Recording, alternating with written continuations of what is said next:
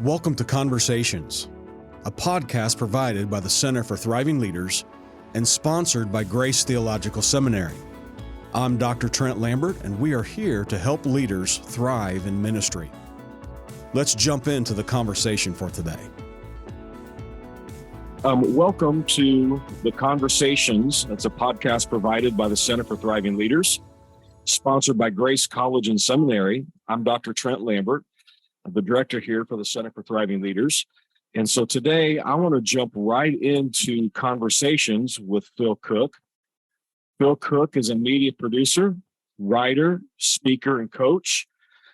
He's helping leaders navigate their career and calling today's distracted, media-driven culture. That's one of the things that he does. He has written several books. One is One Big Thing, Discovering What You Were Born to Do. Unique, Telling Your Story in the Age of Brands and Social Media. The Way Back, How Christians Blew Our Credibility and How We Win It Back. And I believe you also have Maximize Your Influence, How to Make Digital Media Work for Your church, your ministry, and you.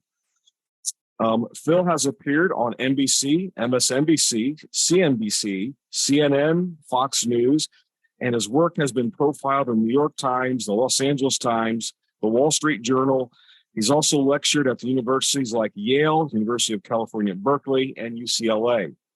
In addition to writing his blog at philcooke.com, he's contributed to the Huffington Post, Fast Company, Forbes.com, Wired.com, and FoxNews.com.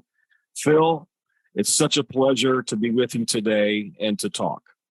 Thank you, Trent. This will be fun. I can't wait. Let's jump into this thing. This is the second time we've been together. It was a little over a year ago, I believe.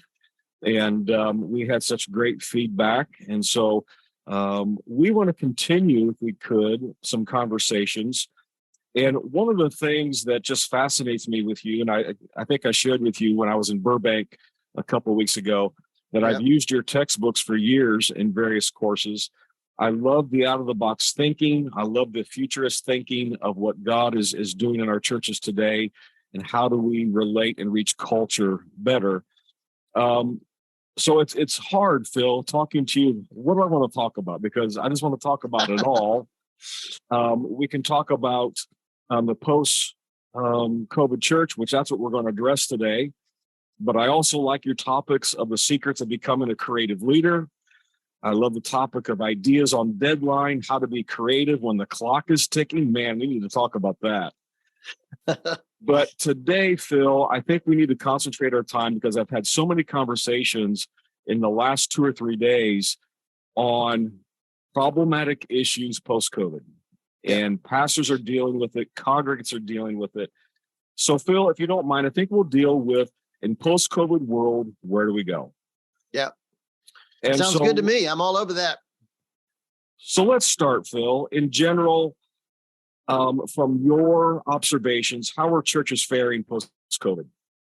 Well, it's kind of interesting, actually. I think both good and bad. Obviously, there are churches where people are not coming back at the level we hope they would, particularly the Black community in the U.S. The African-American community has been hit pretty hard by the whole COVID experience. And I had a long conversation with an African-American pastor, a friend of mine in Savannah, Georgia, yesterday. And he was talking about his congregation not coming back at the level he wanted, but he's compensating by really putting a lot of energy and resources into live streaming. So it's interesting. The most positive thing I'm hearing from pastors is that, it's making them question what church should be like. In other words, when the churches were shut down, some pastors went home. I'm sitting at a kind of a high bistro table on a stool. A lot of pastors did that. They would teach to a camera. Some stayed in the pulpit, even though they didn't have a congregation because churches were shut down. Others did other things in different buildings around campus. And so that experience coming out of COVID has made a lot of pastors think, you know what? We've pretty much done church the same way for the last 200 years. Maybe it's time we shook things up a little bit. So I'm hearing a lot of interesting ideas. For instance, this pastor in Savannah is going to stay online 2 Sundays a month, and he's only going to be live 2 Sundays a month. I have one pastor in Alabama that's going to be online 3 Sundays a month and only be live 1 Sunday, but that weekend, they're taking over the whole weekend. Friday night, they're going to have a massive worship experience at the church, concert event. Saturday, they're going into the streets and minister to homeless people, and they have a real heart for people who are addicted and struggling with alcohol and drugs. And then Sunday, they'll have a massive worship experience at their church. So, but they're only going to do that one weekend a month. Another pastor in Florida is kind of following the Catholic daily mass idea where, Catholic churches, they come in every morning at 6 or 7 a.m. and have a smaller, more intimate service Monday through Friday. He's doing that on Facebook. So he's got a Facebook group of about 300 to 400 that meet with him every morning at 7 a.m. on Facebook. And he does a little short, it's about a 40-minute experience. He does a little teaching. They do some prayer time together. And then he gets about 3,000 or 4,000 people watching it played back over the course of the day. So it's just interesting to me that pastors are really open. Now, one last thing I'll say, and then I'll shut up here, is that one of the interesting things to me is that pastors are telling me, people are coming back to my church, but I don't recognize anybody. I had a pastor in Pittsburgh the other day called me and said, our church is full every Sunday now after COVID, but I don't recognize a single person. And I think a lot of people started watching live stream services over the pandemic and started thinking, well, I like that church better. I like that guy better. I like that teaching better. And so people are really shifting. So we're seeing a huge geographical, resetting of churches around the country too. So it's a mixed bag what's happening out there. And I think in many ways, overall, it's kind of a good thing because it's making us kind of rethink what worship is and what it could be in a digital world. Phil, it's one of those things what the enemy has meant for evil, God has certainly turned around for good. I think so. Yeah, absolutely. I'm hearing some of those same stories.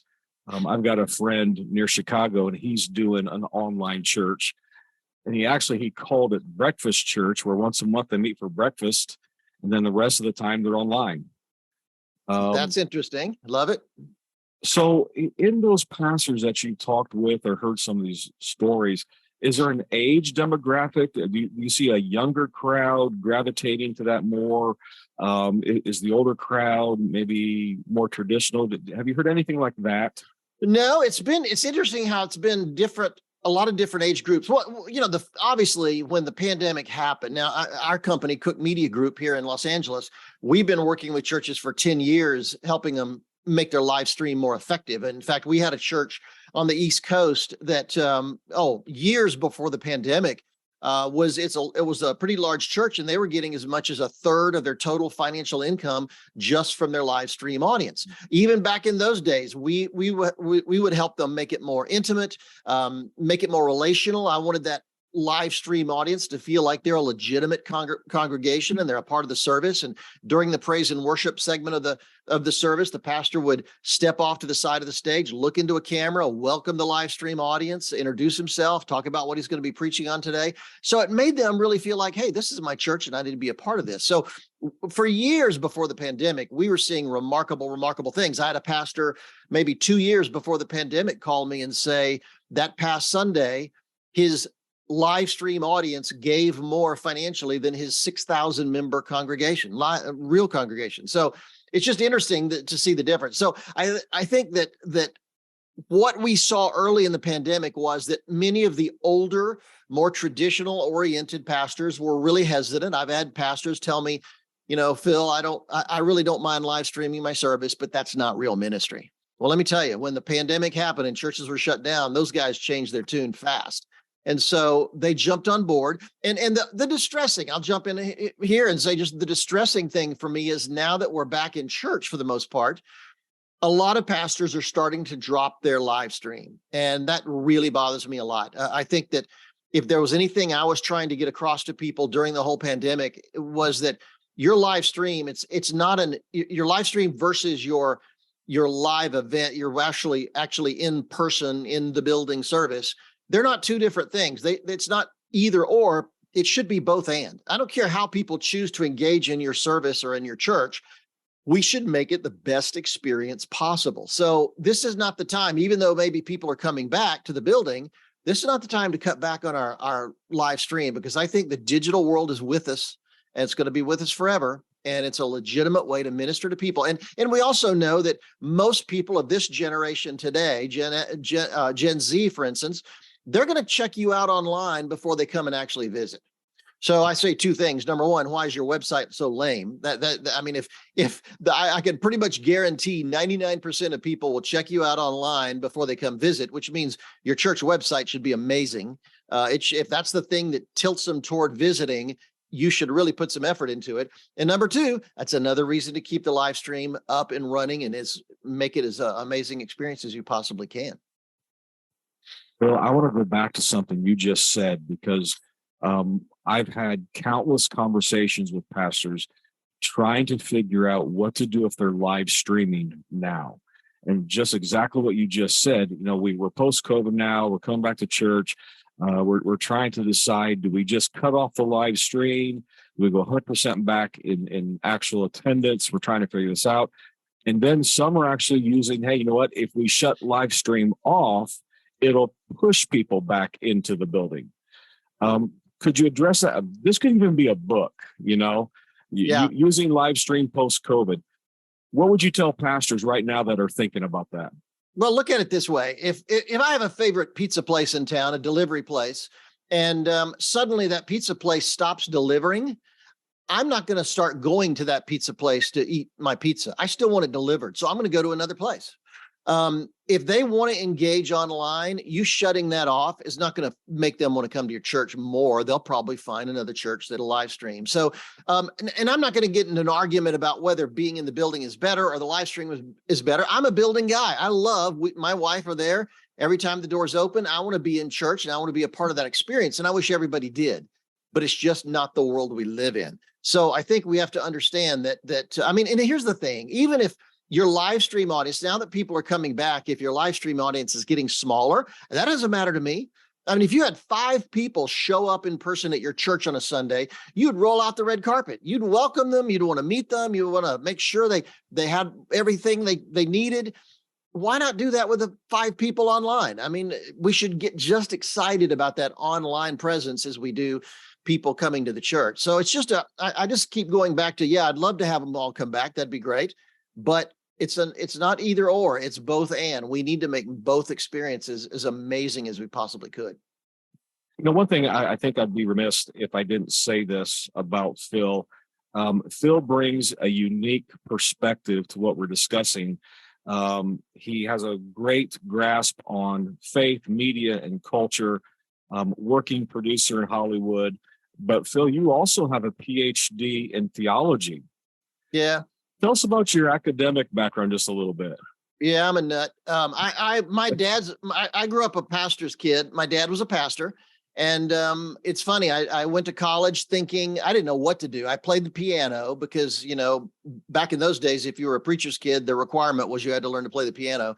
And so I thought I'd be a music major until I met the faculty and realized they were serious. So I got out of there quick.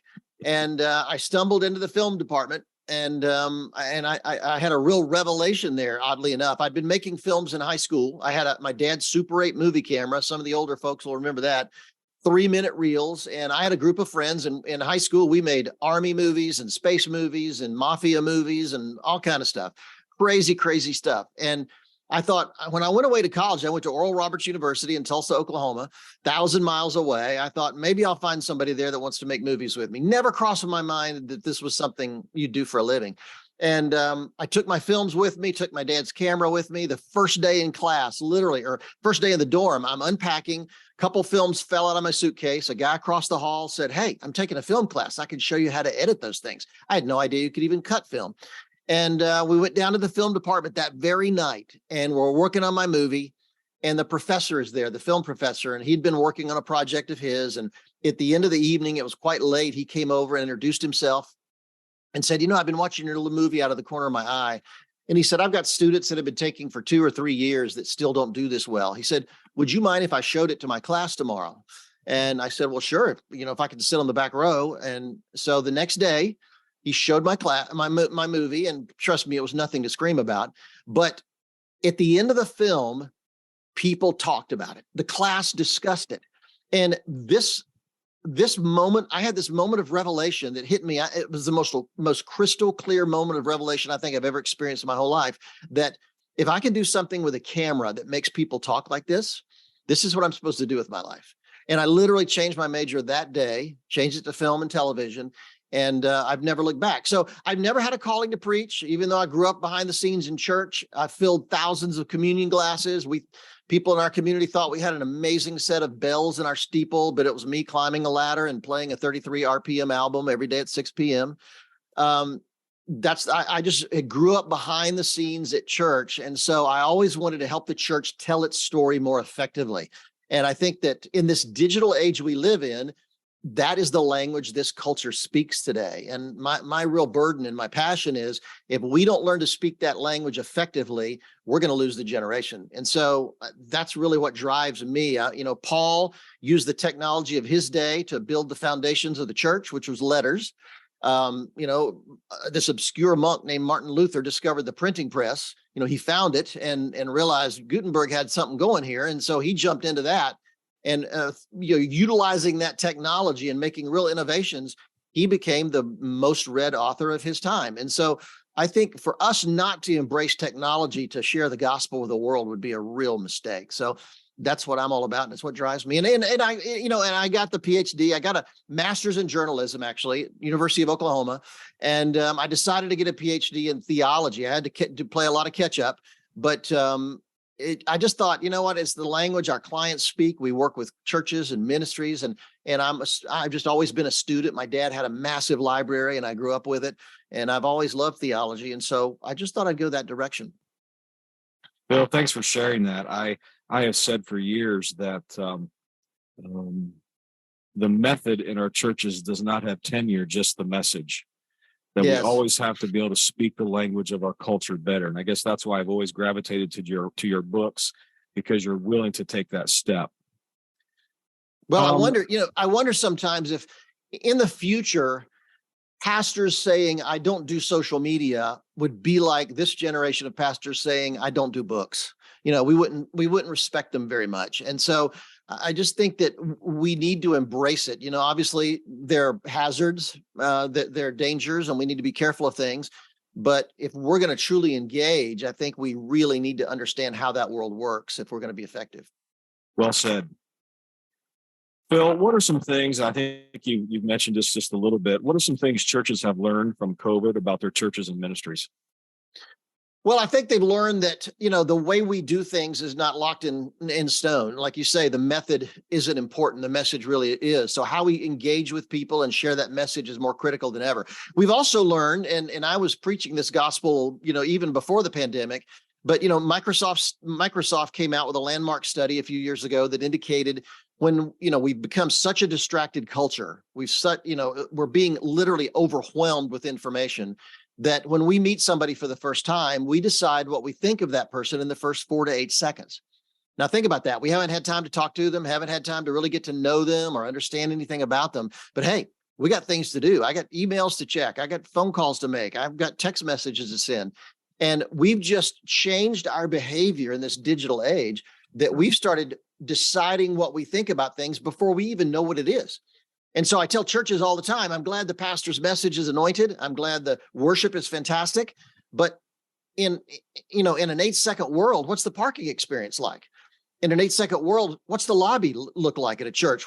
Who's the first person a new visitor meets when they walk in the door? Because I can pretty much guarantee you that a new visitor will have decided what they think about your church before they even get to their seat. So we need to be, I run everything I do through that filter. I write a book. What's the cover look like? What's the title? Because that's going to make the decision about whether or not they get that book.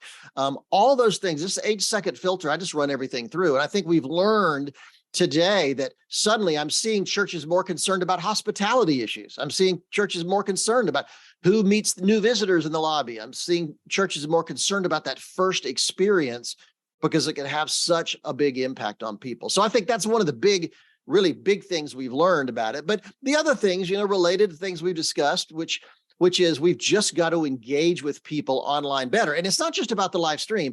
It's about how are we engaging with people during the week. Throughout the pandemic, I was telling pastors, don't just make your live stream as effective as possible. Let's do some short live Instagram videos. Let's do some live Facebook videos. Let's figure out other ways that we can engage with people during the week to keep that connection going. Those kind of things are really, really critical. Thank you, Phil. I'm going to combine these next two questions kind of together. Phil, what are some unique challenges or possibly the greatest need right now? Churches coming out of COVID, what's the greatest challenge or needs that you're hearing from churches across the country? Well, that's an interesting question. And let me say this. One of the things that is, for pastors listening to this, especially, that it's very difficult to get people to change. I wrote a book years ago called Jolt, Get the Jump on a World That's Constantly Changing, which was really to help people really position themselves for this rapidly accelerating change that's obviously happened since then. And in the book, I highlighted a study that indicated that within 2 years, people hate change so much that within 2 years, the vast majority of open heart surgery patients go back to their old lifestyle. I mean, smoking, drinking, eating fried foods, the thing that got them there in the first place, which means the threat of death doesn't make most people change. So change is really hard. However, it's interesting to me that since day one of the pandemic, all we've heard is there's going to be a new normal. There's going to be a change. Things are going to be different when we emerge from this. And we've had that pounded into our head every night on the evening news, in primetime programs, online, politicians, everybody. There's going to be a new normal. Things will be different. So I think that right now, coming out of COVID, I think that people aren't just ready for change, they're expecting change. And I think there's a window here that I think will close pretty soon. It may be closing now, but I really believe there's a small window of opportunity where people are they're going to understand, they're going to expect change. So I'm telling pastors, leaders, professors, whatever you've ever wanted to change, this is your moment. You want to change the order of service? Great. You want to repaint the sanctuary? Great. You want to change your team? You want to switch out your team? This is the moment to do it. Baptists have a joke that if you want to plant a church, you just change the color of carpet and half the people will leave and start a new church. So whatever you want to do, this is the moment to do it. And I really believe that window is going to close and people are going to go back to being, obstinate, and people are going to go back to fighting change like they always have. But right now, I just think we have an opportunity that whatever change we've wanted to make, and it could be surface things like your logo, your brand, things like that. It could be deeper things like I mentioned, your staff, changing your team, changing the order of service, things like that. This is the moment to do it. So I just think that our challenge before us is, what is our priority? What do we want to change? How are we going to, use that to engage with our community more effectively? Whatever we can do in that line, I'm all for it. But let's go right back to what you just said, because one of the things that we do here at the Center for Thriving Leaders is we want to help pastors and churches thrive. Yeah, we want to help them renew, revitalize. We want to help church planters. Phil, I pastored for a little over 20 years as a senior pastor. I've had my good times, my bad times. I've had those times where ministry wasn't fun. And I had to come to the point that I'm going to thrive in this thing and enjoy the journey. So we've been through COVID. We're facing some various things in our culture. I was just recently in California and kind of heard and seen some of the struggles in California. Churches right now and pastors are trying to position themselves to thrive. And you said some things about, priorities, engaging. If you were just, again, pastors are going to hear this, Phil. What's maybe, 3 things right now that you would tell them if you want your ministry to thrive? If you just don't want to survive, but you want to thrive in ministry and impact your culture wherever you're at, you got to do these things. What would you say?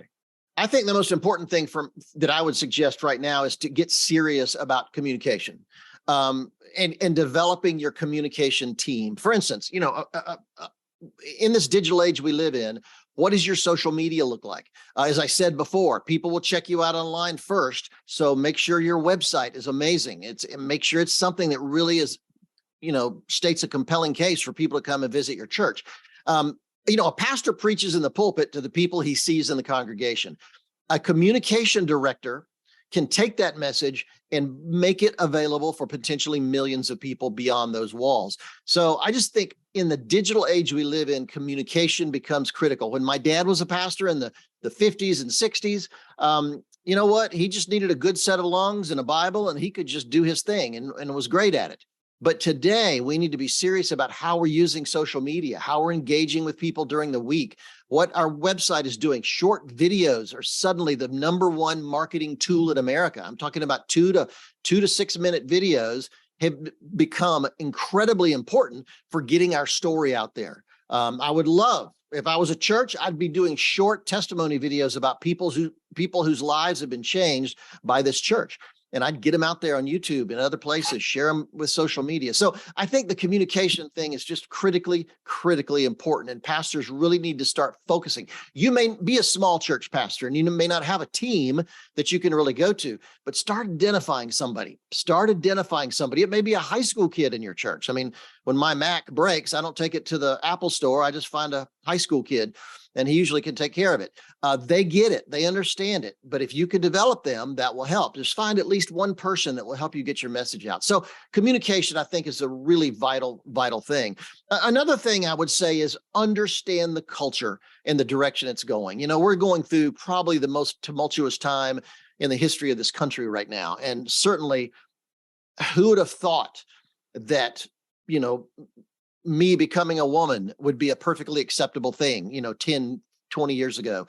It's just the way things are going. It's just amazing. But pastors are not responding very well to a lot of these things. And I'd like to see them get more up to speed on cultural issues that are happening out there so we can respond from the pulpit. We don't need to get political. We just need to respond biblically to what's happening out there. And we can't respond biblically if we don't really understand what's going on out there. So I just really encourage, that's one of the reasons, it's so interesting that I love being here in LA and working in Hollywood, because it's remarkable the number of dedicated Christians that are God has placed in very high levels here, trying to make change happen from the inside. But I'll tell you, they have to really know what's going on in this town. They have to really understand what's happening in the culture. And the same is true with pastors. So I think that's a really, really critical thing. And the last thing I would say would just have a stronger vision and be more confident. I was in a church recently where it was as if the pastor apologized during the entire message. He was weak. He wasn't bold. He wasn't proclaiming anything. He just had this message and he used a PowerPoint presentation. I was bored silly. And I just thought, if he has no more confidence than that in the message he's sharing, why in the world should I have confidence in it? Why should I accept this Christ he's talking about?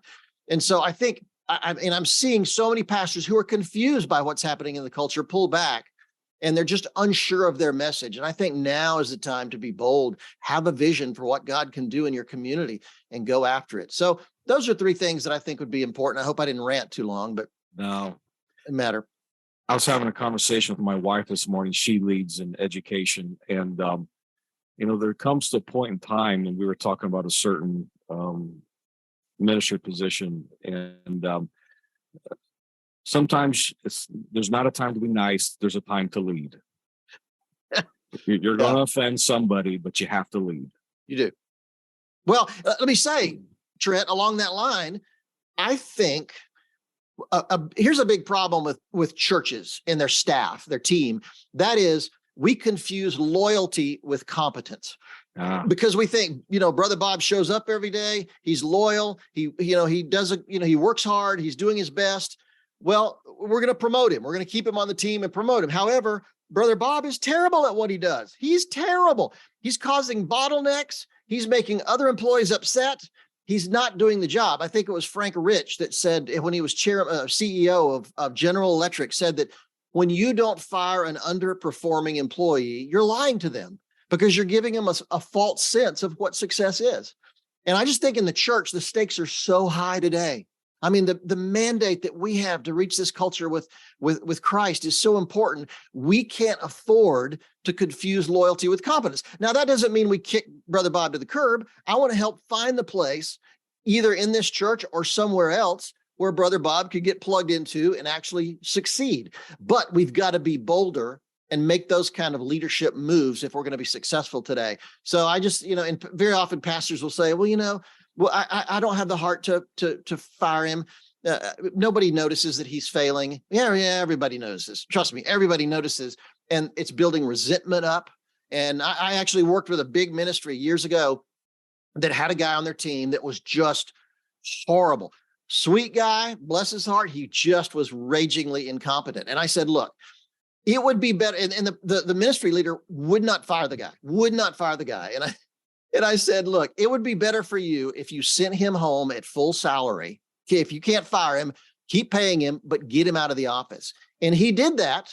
And guess what? Their productivity shot through the roof. Everything transformed. The culture changed, the atmosphere changed at that ministry. It was amazing. So I'm not, it sounds harsh, but I really do believe that we have people that just shouldn't, I'm a Jim Collins guy. Get the right people on the bus, get them in the right seats, and get the wrong people off the bus. I think if we're going to succeed in this generation with the stakes as high as they are, we have to get more serious as leaders. And you're exactly right. Step out and be more bold.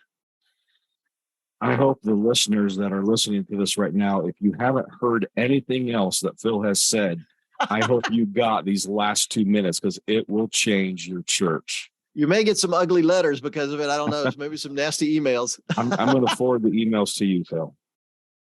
No problem. I get them regularly. Thank you for telling the truth. You addressed this earlier. We're coming to the close of our time.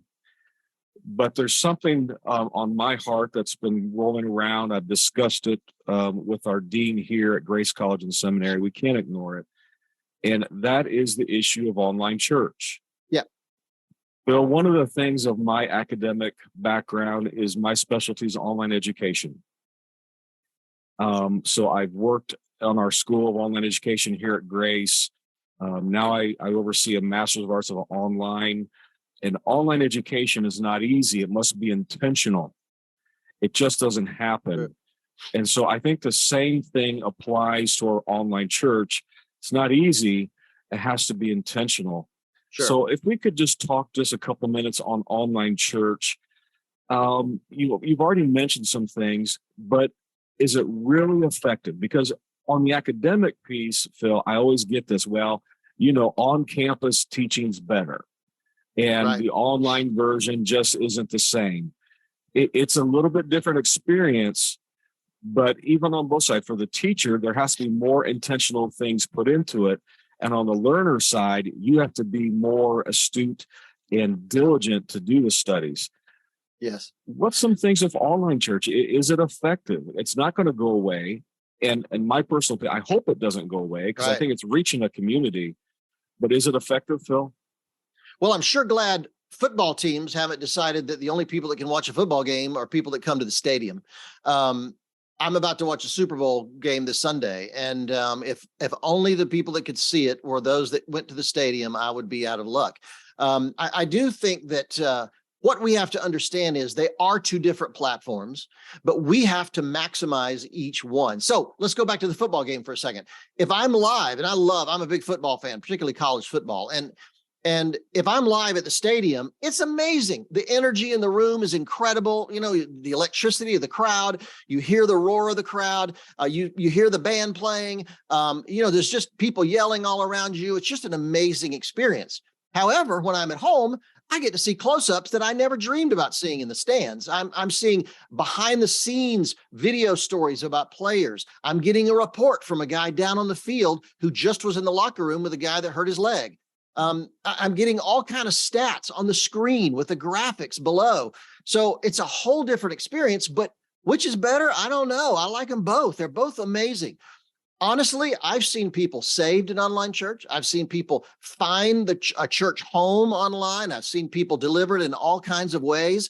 And so I just think that our job is to stop arguing about which is better and or which we should be focusing on, and start making both amazing experiences. And we start by making that online viewer, whether it's a classroom or whether it's a church service, making that online viewer feel like he's part of this experience, that they're welcome, they're legitimate. Like I said earlier, pastor that we worked with that would walk to the side of the stage during the praise and worship segment of the service and look into a camera and welcome that online audience and make them feel at home. Keep in mind with graphics, I saw a study done years ago about news, television news, that when you use graphics on screen, people at home remember 3 times as much. So let's put the scriptures up there. Let's put your sermon points up there. Let's put that background information we need up there. Let's think about how, I'm an old television director, so I really have spent most of my life focusing on how to make a television experience amazing for people. So there are ways we could do it. Get in close. I saw a church service just last week online where it was a super wide shot of the pastor. I couldn't even tell what his expressions were half the time. Let me tell you, video, TV is all about the close-up. Get in tight so I can see where that, when you're telling a story, when you're, feeling an emotion, I want to experience that too. So there's techniques we can use to make it effective and powerful. Now, here's something to think about. Too many pastors have an idea that online church member is sitting at home in his pajamas, drinking coffee, reading a magazine, flipping channels, not paying attention. Let me tell you something. I travel. So in 2022, I traveled 350,000 miles. I'm on a plane almost every week. And I go all over the world. And wherever my wife and I are on a Sunday, anywhere in the world, we will pop open the laptop and watch our church's live stream. And think of the business leaders that are on the road. Think of college students that would love to look in and see what your church is doing, back home. Think of the people, the transient people who have been a part of your church and maybe moved to another city and might like to reconnect. There's a ton of legitimate reasons good people who are serious about God want to connect with your church online. So all I'm saying is, let's just get over this battle about whether it's good or not and start making it as effective as we possibly can.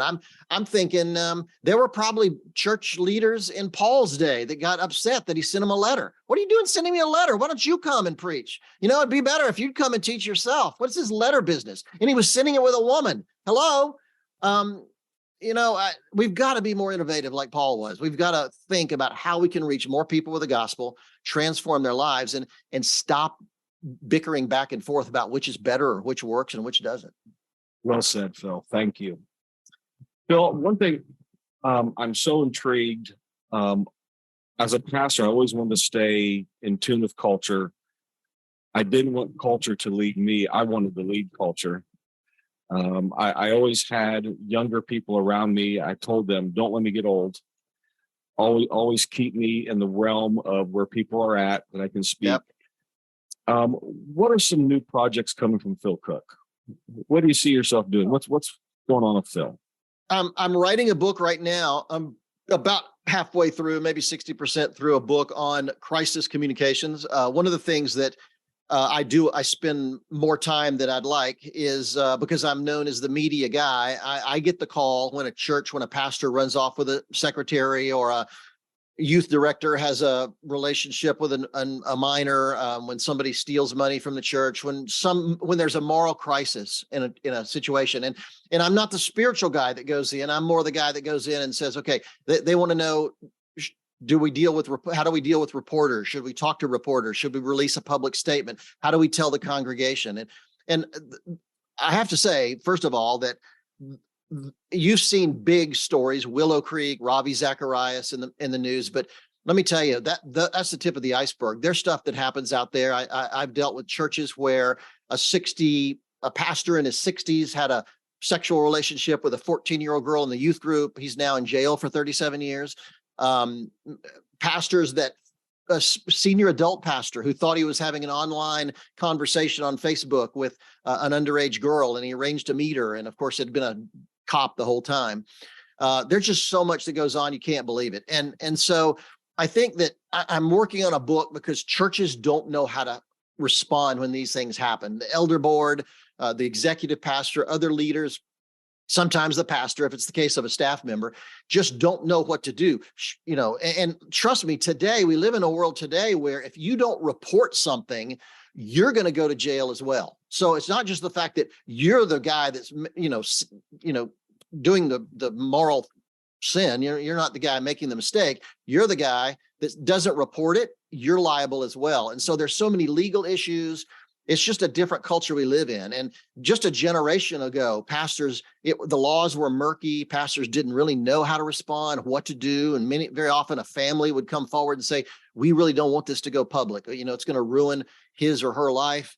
And so pastors were caught. They didn't know what to do. So I've never found a book out there that really helps, is a great reference for churches on how to respond when a major crisis like that happens. So that's I think is really necessary. And so I'm working on that, and hopefully that'll be available by next year.